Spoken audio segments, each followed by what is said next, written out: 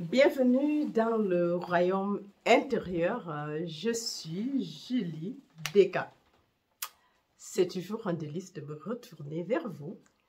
Et oui. Et avant tout, je vais dire merci pour tous les vœux de Nouvel An. Et ça m'allait droit au cœur. Et aujourd'hui, nous recommençons ou continuons notre lecture du livre Ta foi et ta fortune par Neville Goddard. Et avant la pause, nous étions au chapitre 9. On avait juste commencé le chapitre 9 et aujourd'hui, nous allons juste continuer. Et pour maintenant, c'est parti pour tous les jours encore. Donc, voilà. Et avant de commencer, j'aimerais juste dire merci pour les likes. Merci pour les nouveaux abonnés. Merci pour la famille qui grandit. Merci pour toutes choses. Et encore une fois, bonne et heureuse année. Et j'espère que vous avez très bien commencé. Et de mon côté, ça va très bien. J'ai très bien commencé. Oui. Alors, donc, et si toi, tu me regardes pour la première fois et que tu n'es pas encore abonné, fais-le dès maintenant et surtout n'oublie pas d'activer la cloche de notification afin d'être avisé automatiquement pour les prochaines publications. Et comme je dis dans cette chaîne, nous donnons des enseignements qui nous permettent vraiment d'atteindre la liberté spirituelle. Parce que c'est ça le but, en fait, même si on parle de l'illumination, l'éclair, on va grandir. Non, en fait, c'est d'être libre. Nous sommes ici pour la liberté et nous essayons de publier des messages qui nous donneraient la connaissance et cette connaissance qui nous permettrait ou qui va nous conduire, qui nous conduira dans la liberté, ou tu nous conduis directement dans la liberté. Tu connaîtras la vérité et elle fera de toi un homme ou une femme libre. Donc le but de cette chaîne, c'est vraiment de publier les messages qui vont vraiment nous procurer cette liberté. Et l'une des méthodes ici, c'est... Nous avons commencé le livre Ta foi et ta fortune et nous voyons que vraiment, elle nous procure la liberté par rapport aux mensonges, par rapport au système dans lequel nous vivons. Et sans plus tarder, je vais juste commencer la lecture. Donc, on avait déjà fait un épisode. Donc, ça, c'est le deuxième épisode par rapport au chapitre 9 qui s'intitule « La pierre de fondation ». Voilà. Donc, avant, le dernier épisode, c'était l'homme évolue dans un monde qui n'est ni plus ni moins que sa conscience objectivée. Parce que c'est ce que nous devons comprendre. L'homme évolue dans un monde qui n'est ni plus ni moins sa conscience objectivée. Et sans le savoir, il fait la guerre à ses reflets, tout en maintenant en vie la lumière et les images qui projette les reflets, en fait.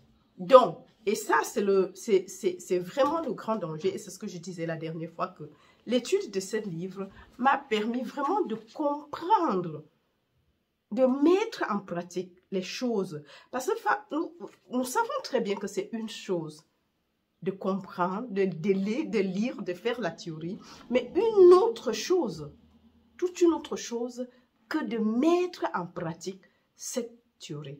Et c'est pour ça que Jésus, je comprends pourquoi aujourd'hui Jésus pouvait dire à ses disciples que Seigneur, ce que c'est pas ceux qui disent Seigneur, Seigneur, Seigneur, qui vont entrer dans le royaume. Mais c'est ceux qui mettent sa parole en pratique. Et ça, avant, je ne comprenais pas. Mais aujourd'hui, nous comprenons que avec cette étude de Ta foi et ta fortune détaillée, nous pouvons comprendre pourquoi il demandait que c'est la pratique qui te fait entrer dans le royaume. Ce n'est pas de chanter Seigneur, Seigneur. Et ça, c'est vrai parce que je peux l'attester par expérience, vraiment. Alors, donc, ça, c'était juste la dernière fois. J'ai juste fait un bref résumé de l'épisode passé. Donc, en fait, l'homme, on essaye de... Il y a les reflets. Oh, le reflet, ce n'est que ta vie intérieure. Oh, la plupart du temps, nous sommes préoccupés à enlever les reflets tout en maintenant en vie la lumière qui crée ces effets. Donc, la cause on ne se préoccupe pas de la cause parce qu'en fait, on nous a appris à vivre dans la dimension de 3D sans comprendre qu'en fait, le 3D n'est qu'un résultat ou un reflet de la 4e dimension qui est notre conscience. Tel dedans, tel dehors, ou sur la terre comme au ciel en fait. Ça veut dire que si c'est sur la terre comme au ciel, ça veut dire que ça n'a pas commencé à être sur la terre, mais ça a commencé d'abord dans les cieux, qui est notre conscience, avant que d'être sur la terre. Donc c'est un peu ça. Alors, donc, on continue aujourd'hui dans notre nouvel épisode. Alors, ce que je suis consciente d'être, ma conception de moi-même, comme par exemple, je suis riche, je suis en bonne santé, je suis libre, sont les images. Ce ne sont que des images. Maintenant, le monde est le miroir qui magnifie tout ce que je suis consciente d'être. En fait, et ça m'arrive assez souvent. Donc, je crois que peut-être c'est pour tout le monde parce que la pratique, vous savez, je pense que ce n'est pas toujours la chose la plus facile. Mais cependant, le but pour nous, ce n'est pas de rester dans ce qui était ou bien ce qui est dehors, ou bien ce qui nous a été présenté comme la réalité. Nous, on a été habitués à vivre à travers les sens, la 3e dimension.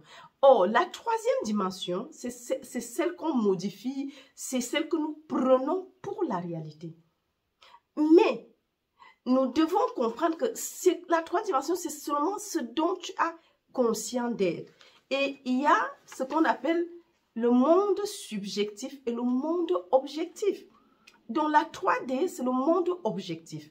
Mais ce qui produit la 3D, c'est le subjectif que nous pensons ou nous imaginons ou nous sommes conscients d'être. Ça, c'est le monde subjectif qui n'est pas palpable, mais qui est aussi palpable parce que c'est ça qui est notre rendu, le vécu de tous les jours. Donc, tel à l'intérieur, tel dehors. Or, nous sommes habitués à, comme un peu le système médical, on nettoie l'extérieur, le résultat, mais on ne cherche jamais la cause. Or, c'est la cause qu'on doit guérir et non soigner les symptômes. Et ici, dans notre cas, des reflets. Nous ne perdons pas le temps à enlever le reflet, et c'est ce que nous faisons tout le temps. Mais nous rentrons normalement, changer, éliminer ou bien éteindre la lumière qui produit les reflets. Parce qu'il y a le reflet, veut dire qu'il y a lumière, et c'est ça qui produit les ombres. Ça projette ce qui est dedans, dehors. Et nous nous préoccupons à laver, à nettoyer ces reflets. Or, ce n'est pas, on sait très bien que ça ne pourrait jamais réussir aussi longtemps que la source lumineuse reste où elle est. Donc, la première des choses, si on ne veut pas avoir des effets, c'est d'éteindre la lumière. Et ça, c'est ce que Neville essaye de nous expliquer. Et je crois que j'aime cette façon, terre à terre, de nous présenter le mysticisme, de nous présenter la spiritualité. Vraiment des moyens terre à terre. Donc, que même l'aveugle, même le sourd doit entendre. Donc, même le bébé qui se lève le jour, il doit comprendre. On pensait que la spiritualité était très compliquée, en fait, que c'est pour les autres. Non, c'est pour tout le monde. Et ça devrait même être étudié dans nos écoles, et lycées et universités. Nous voyons nos jeunes qui se perdent et je crois que s'ils avaient ces enseignements, ils ne se perdraient pas autant. La jeunesse n'aurait pas autant de problèmes qu'ils ont en ce moment. Par exemple, je pense, en tout cas, c'est mon point de vue, en tout cas. Alors, on continue. Arrêtez d'essayer de changer le monde, car il n'est que le miroir. Le monde n'est qu'un miroir. La tentative de l'homme de changer le monde par la force est aussi stérile que de briser un miroir dans l'espoir de changer son visage. Waouh! Laissez le miroir et changez votre visage. Laissez le monde tranquille et changez vos conceptions de vous-même. Le reflet sera alors satisfait. Waouh! Ça, c'est le plus... Et c'est l'image vraiment palpable que nous devons comprendre. Il dit, arrêtez d'essayer de changer le monde, car il n'est qu'un miroir. Alors, si le monde est un miroir, quel est le but d'un miroir? C'est de nous donner le reflet de nous-mêmes, tel que nous sommes dans la réalité. Mais quand tu te regardes dans le miroir, c'est toi en ce moment. Mais tu ne peux pas essayer d'aller changer le miroir. C'est vraiment... L'image dans le miroir est vraiment... Et c'est ce que nous essayons tout le temps de faire. On veut modifier l'image dans le miroir. Mais ici, on dit, non, laissons ça, toute tentative de changer l'image ou de changer, de briser le miroir tout en espérant changer ta face. C'est vain, parce que c'est pour ça qu'on a l'échec. Et les échecs, après, on va se dire, c'est tel, c'est ceci qui cause et tout. Non. C'est parce que nous changeons mal. C'est parce que nous réagissons mal. Mais bon, quand je dis mal, c'est pas la bonne cause, c'est pas la bonne façon de changer. Et comme je dis, il prend des images terre à terre pour nous faire comprendre le message. Et la suite dit, dans la tentative de l'homme de changer, si le monde est un miroir, dans la tentative de changer le monde par la force est aussi stérile que de briser le miroir pour changer ta face. Pour changer la face qui est dans le miroir. Nous le savons très bien parce qu'il n'y a rien dans le miroir. Ce n'est qu'un reflet. Donc, si on veut vraiment changer notre monde, nous devons rentrer à la source. Si tu veux nettoyer, changer ton visage, tu as une tache dans le visage, sur le visage. Et essaye, et c'est ce que nous faisons le plus souvent, de briser le miroir pour changer sur le reflet qui est là. Mais bien sûr, nous savons que ça ne donnerait pas, même si on brise le miroir, nous n'allons pas être et le miroir, et on aura toujours le problème. Donc, il suffit juste de rendre compte, en fait, c'est mon visage. Donc, je dois plutôt nettoyer le visage et non laver le miroir. Tu vas passer toute ta vie à laver le miroir. Il ne changera jamais. On va penser peut-être que tu n'es pas efficace. Non, ce n'est pas question d'efficacité, c'est de pouvoir modifier le code source. Or, le code source n'est pas ce que nous voyons sur le browser. Ce que nous voyons, c'est déjà la représentation. Or, nous devons rentrer dans le code source où notre image est stockée, modifier l'image, changer l'image, mettre une autre image, et c'est ce qui sera sur le browser ou sur le miroir que nous allons voir. Ça veut dire si j'ai la tache sur le visage, je dois nettoyer mon visage et regarder le miroir, ou bien il doit juste me servir en fait. C'est ce que je dis toujours, que quand on me gifle, si je reçois une gifle, hier, bien sûr que la première réaction c'est de s'énerver. Mais la vérité c'est de revenir sur soi et dire, mais tiens, quand est-ce que, qu'est-ce que je dois changer pour que cette gifle ne vienne plus le lendemain? Parce que c'est plus facile d'attraper celui qui applique la gifle. Mais ce n'est pas la personne, parce que n'importe qui serait passé et aurait donné la même gifle. Et ça aurait été exactement, ce serait le même résultat. Donc en fait, c'est devenu en moi ce qui attire la gifle, car personne ne vient à moi si je ne l'appelle, si je ne l'attire. Si l'autre est venu, je l'ai attiré. Par ma conscience d'être, car le monde dehors n'est qu'un miroir de ce que j'ai en moi. Ça veut dire qu'en fait, je me suis donné la gifle indirectement. Oui, je sais que c'est difficile, parce que pour moi, ce n'était pas non plus facile d'apprendre cela.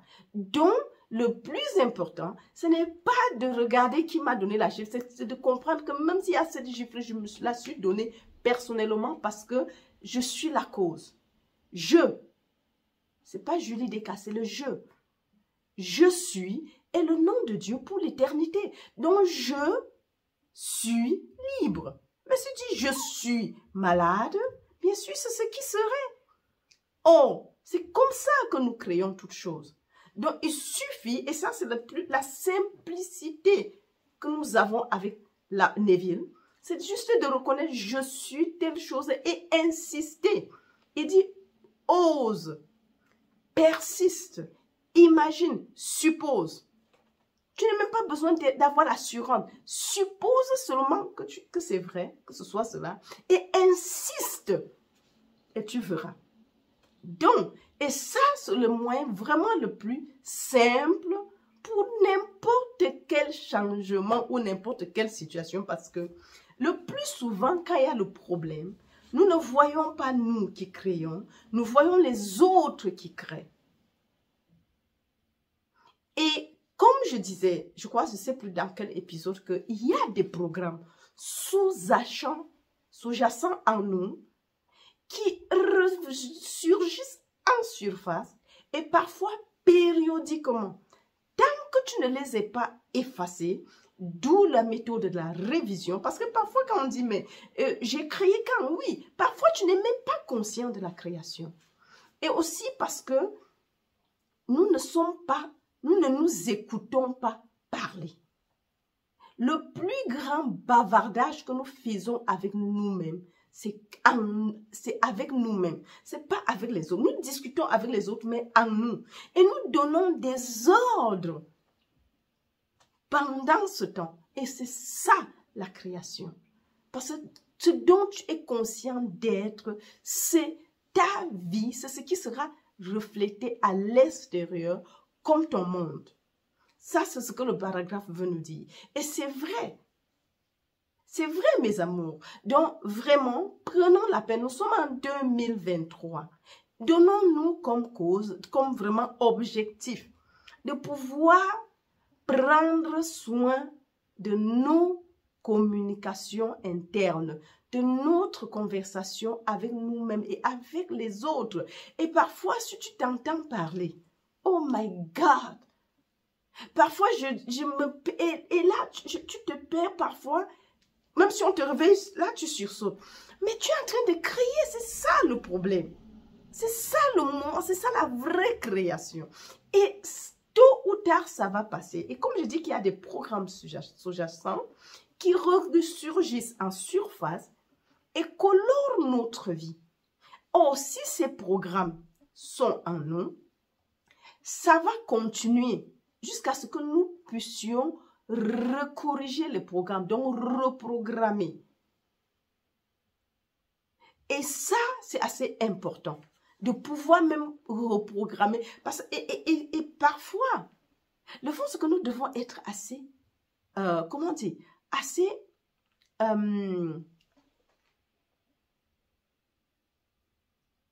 observer, en fait. De pouvoir observer notre vie pour voir des choses qui sont périodiques. Qui sont périodiques et qui arrivent au même moment. C'est-à-dire, et reviennent assez souvent. Et quand ça revient assez souvent, on va dire, mais qu'est-ce que j'ai fait? Pourquoi les gens me traitent comme ça? Non. Si tu as déjà, et je ne sais pas si quelqu'un a déjà eu à dire ça, et je suis sûre. Et si tu as déjà eu à te dire ça, ça veut dire que c'est un programme. Tu es dans l'engrenage d'un programme qui revient périodiquement comme n'importe quelle culture.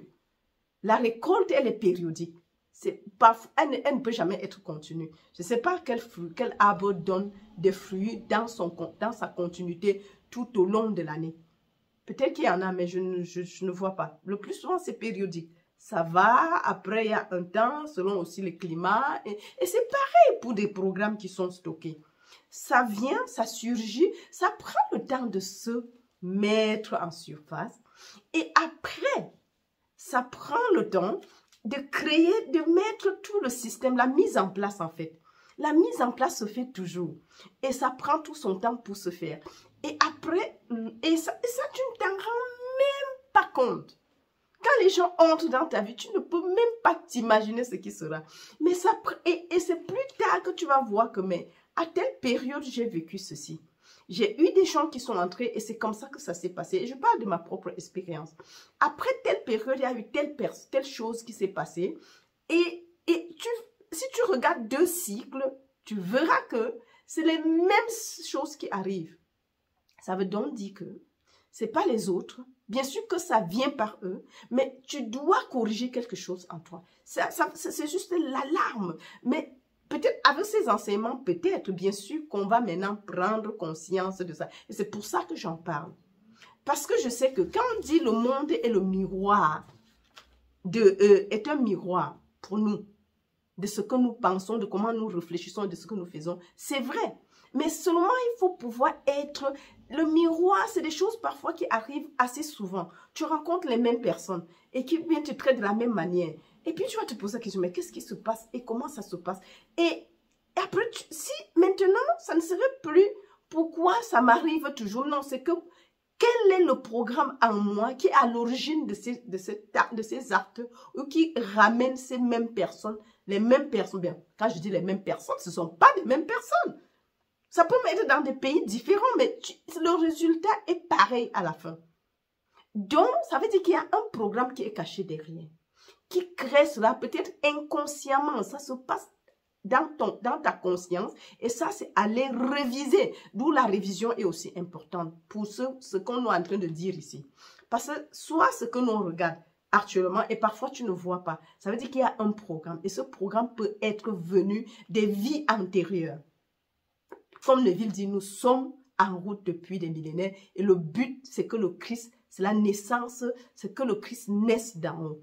Et c'est une naissance spirituelle, le Melchizedek qui n'a ni père ni mère. Ça, c'est l'objectif à atteindre. Et tant qu'on n'a pas atteint ces objectifs, tout ce que tu fais, c'est dans ta conscience. Ça veut dire qu'au moment où tu enlèves le manteau, ce qu'on appelle communément mort, décès, et mystiquement, on appelle la transition. Quand tu fais la transition sans avoir fait la naissance d'en haut, bien sûr, tu vas revenir.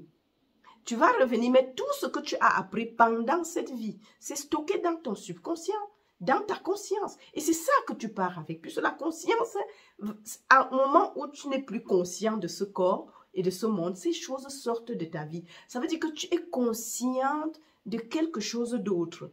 Mais avec la même conscience, ce n'est pas comme s'il y avait 2 consciences. Conscience, il y a une seule conscience individualisée en tant que ta conscience est la mienne. Et en ce moment, la conscience va devenir consciente d'autre chose, d'un autre corps et d'un autre environnement. Bien sûr, mais ce qui avait été enregistré avant que tu ne fasses la transition, bien sûr que c'est là. Bien sûr que ces choses sont là. Et c'est ces programmes que parfois tu n'en es pas conscient parce que tu ne les as pas créés comme maintenant, en ne sachant même pas qu'on pouvait interagir avec sa conscience, ce genre de programme, bien sûr qu'on ne savait pas. Mais, et pourtant, nous en sommes, on se passe donc pour des victimes. Ou certaines maladies, certains qui se suicident à toutes les vies, et arriver à ce moment, à la même époque que dans d'autres vies, si tu ne fais pas attention, ça va se passer. Donc, il faut aller maintenant rentrer, nettoyer ces choses dans ton subconscient. Faire la révision. Ce genre d'état, la révision n'est pas seulement pour cette vie que nous sommes conscients, mais si des choses sont récurrentes dans ta vie, ça veut dire ça veut dire que il y a un programme qui les régénère. Et bien sûr qu'à un moment donné, quand ça se produit, il y a des conséquences, bien sûr. Mais tu vas nettoyer, bien sûr, le reflet. Tu vas enlever le reflet. Tu peux essayer, mais ça ne va pas marcher. Parce que ce sera en vain, parce que le reflet, même si, je prends un exemple, que si tu coupes un arbre, on a parlé du miroir. Le miroir, c'est une chose. Mais il peut arriver que ce ne soit pas le miroir dont tu te vois là. Mais c'est en fait, ça, c'est ce qui se passe en réalité. Mais dans la vraie vie, c'est pas que tu as un miroir que tu te vois. Non, il y a des personnes, bien sûr, qui peuvent porter atteinte à ta vie privée. Mais le fond, c'est que tu vas à balayer ces personnes. C'est très facile, bien sûr. C'est ça, enlever le reflet, chercher à enlever. Bien sûr, tu peux même changer de ville, tu peux même changer de quartier, tu peux même divorcer. Tu vas tourner et tourner. Et la conscience, elle ne rate jamais ses programmes. Donc, au moment où tu as enlevé les autres, mais puisque tu n'as pas modifié le programme qui a créé ces personnes, la conscience va rassembler au moment opportun, le temps que tu te poses et que tu dises, waouh, enfin je suis libre de ces gens qui ont fait, parce qu'on voit toujours les autres. Et le programme va reproduire le même environnement ailleurs, ou les mêmes autres personnes. Et la même chose va se passer jusqu'à ce que tu te... Et parfois, les gens ne s'en rendent même pas compte. Ils partent même, ils peuvent même mourir, ils peuvent faire la transition sans se souvenir que c'était nous. Et c'est aujourd'hui, avec les études, avec Neville Goddard, ces explications, que je comprends mieux ces choses. Et certains événements de ma vie que j'ai dû rentrer, neutraliser le programme, effacer le programme et remplacer par ce qui est aujourd'hui. Et bien sûr, ce que tu acceptes comme vrai, les croyances, ce sont des programmes, c'est un programme. Une croyance, quand tu as dit oui et que tu acceptes, ça va dans la mémoire vive. Et après, c'est ça qui est ta vie tous les jours. C'est ça qui est ta vie tous les jours, tous les jours, tous les jours. Un jour, j'ai raconté une histoire que j'avais vécue avec ma mère quand j'étais toute petite. Ça parlait du lait maternel. Je voulais goûter le lait de bébé parce qu'on venait d'accoucher ma petite soeur, mon petit frère. Non, ma petite soeur. Et j'étais toute petite et j'ai dit, je veux goûter. Le lait là est comment? Bien sûr, parce que quand l'enfant a déjà 1 an ou 2, il oublie ce qui était, comment le lait était dans la bouche, puisque c'est en tant que nourrisson que nous tétons. Et elle m'a dit, ce lait est seulement pour les nourrissons. Si des grands enfants comme toi touchent, ils vont mourir. Par exemple. Et j'ai gardé ça, c'était dans mon subconscient. Et malgré que j'ai fait des études scientifiques et tout, mais après tu grandis et puis c'est passé, c'est dans le subconscient. On ne peut pas comprendre que, et c'est quand moi-même, ce programme, je l'ai enlevé, au moment où moi-même, j'ai un bébé. Et puis, après, l'enfant est en train de téter, et puis je dis, mais le sein, c'est comment? En fait, puis on n'a pas aucune idée.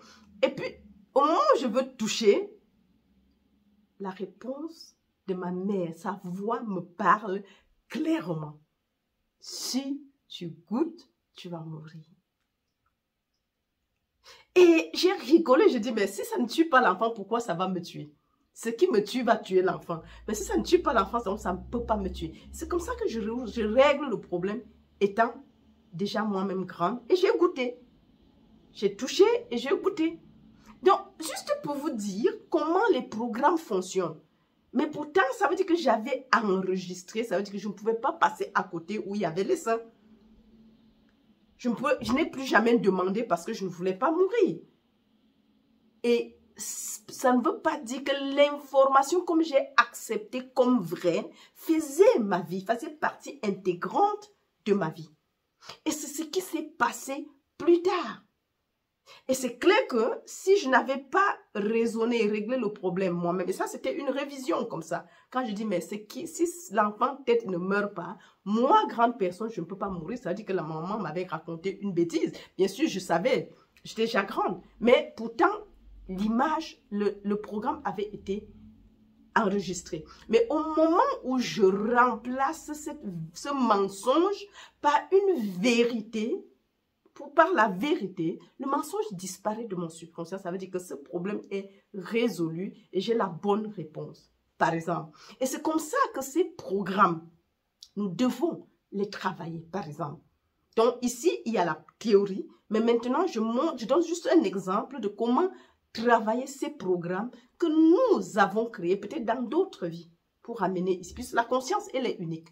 C'est pas comme si quand quelqu'un meurt, la conscience disparaît. Non, la conscience, au moment où il n'est plus conscient du corps, il est conscient d'un autre corps pour continuer le chemin.